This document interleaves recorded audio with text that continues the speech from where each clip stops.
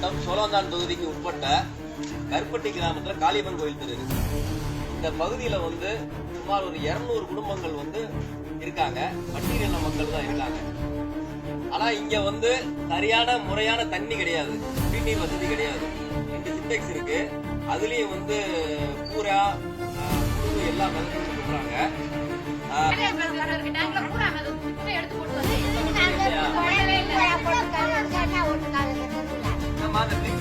போட மாட்டாங்க.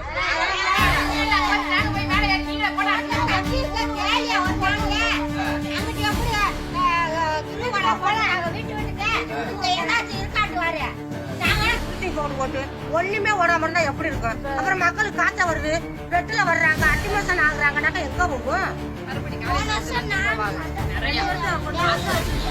ஆனா ஒரு தடவை கூட சுத்தம் பண்ணல. நல்லா பாத்துவாங்க. அதெல்லாம் அதை குடிச்சதுனால இவங்களுக்கு காய்ச்சல்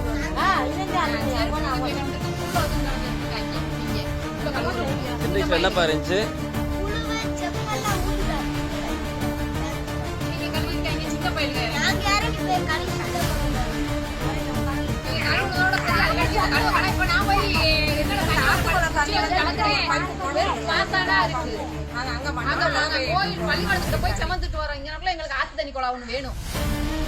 ஓட்டு போடல மட்டும் சாமியார் கும்பிட்டு வந்தா சரியா போச்சா?